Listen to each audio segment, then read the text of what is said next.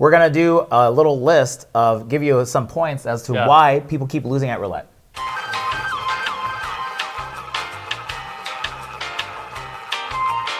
Alcohol.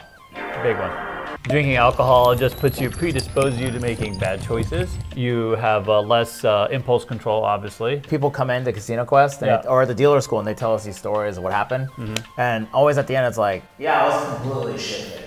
If you want a better result, you just can't drink. It's simple as that. Playing gambling in general has an emotional lever to it. And when you add alcohol to the mix, that emotional lever, it now falls outside of your control. Next one. Your buy-in is too large. There are players there who sell you this idea that if only you had enough money, that's your problem. That's absolutely not, because that has nothing to do with how gambling works. Every single successful gambling system works on this idea of risk leveraging and streaks, which, by the way, doesn't require a lot of money, because it's by compounding smaller bets that lead to bigger bets is how you win. You know, some of your favorite content creators that advertise online casinos, just want to let you guys know, when they do these big buy-ins and play at that casino, they're getting 35% of whatever you're losing. And if you talk to the honest content creators who you see spending a ton of money, they'll tell you that as much money as they're spending for those views, they don't get it back in the YouTube money. It doesn't translate, right? It's real easy for us to edit just the wins. In fact, we purposely don't do that. But you should steer clear of content creators who make these claims that if only you had more money. Not walking away. That's a big one. People don't have exit goals. It's crazy. They come into a casino, pocket full of money, and they don't know when to stop. Stop it. So we talk about how people chase the losses. The real problem sometimes is that you don't know when to leave. You're chasing the wins. You know, it's not enough. You have to have a marker that tells you when to leave. Because I've seen it we both have as dealers, it's crazy. Someone will be up a ton of money, and the next thing you know, they give it all back. My favorite story is when they tell me, oh, when the dealer change came, right? When Tom came, that's when everything changed.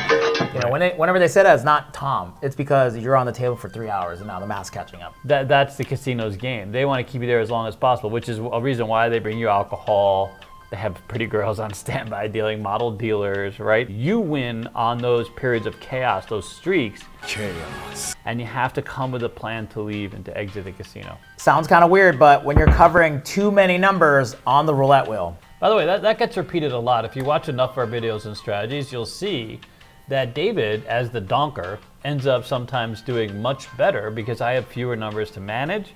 And then when my numbers hit, I'm getting paid a lot more money. Some of these systems that require you to cover a lot of the board, when they lose, which they will inevitably, the recovery is the part that makes it difficult, right? Yeah, it's true. People come in all the time at Casino Quest, and once again, one of my favorite examples, they pull out a calculator. They go 35 divided by 38, they go 92 point whatever percent. So they covered 35 numbers, which is great, because like you think about it, it's like I have this much percentage chance to win. Guess what? They only win 1 unit. Then they get whacked.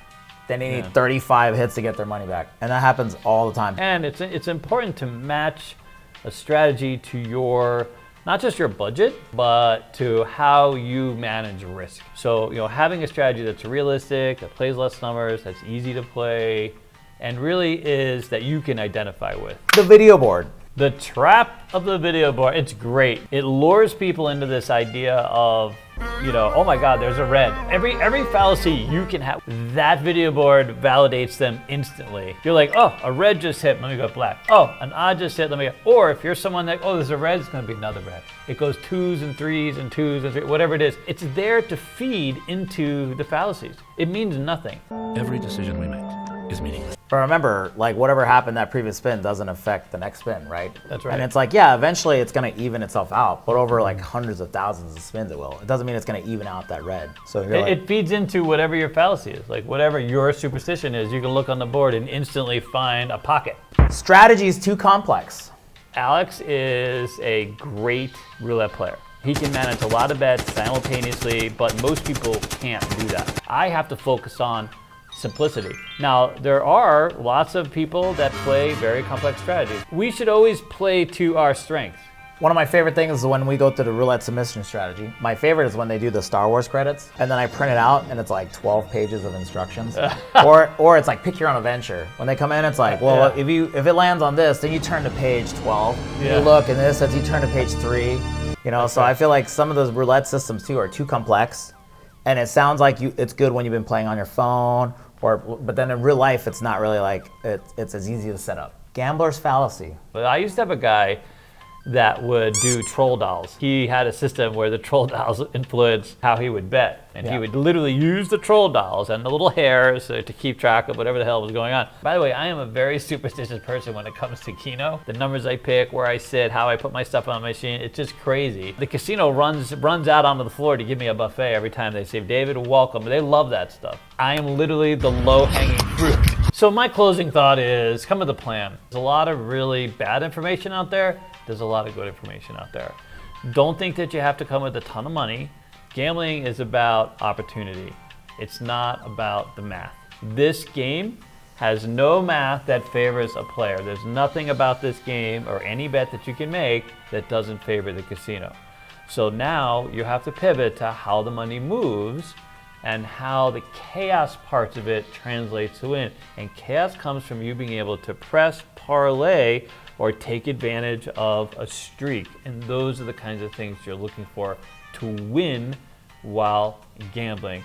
The biggest thing is play what you can afford to lose. And we tell people this all the time. It's like, what are you willing to lose? And we're not saying that sarcastically. It's like, what are you literally comfortable with losing? If you're okay with just losing $100, that's okay. You're okay with losing just $20, that's fine too as well. Just figure out what your threshold is.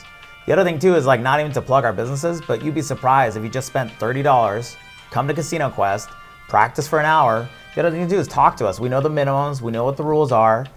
Practice your strategies. Come say hello to us, interact with us. You don't have to even do an appointment. Come say hello. That's the biggest thing is people go in straight to the casino. Like some of the strategies, let's say, they could jump on, it's a $25 table, it's a $15 strategy. So those are the things you got to change depending on what the table variables are. And don't play triple zero roulette. God forbid quadruple zero roulette or anything where there's a lot more than one ball coming towards you at one time.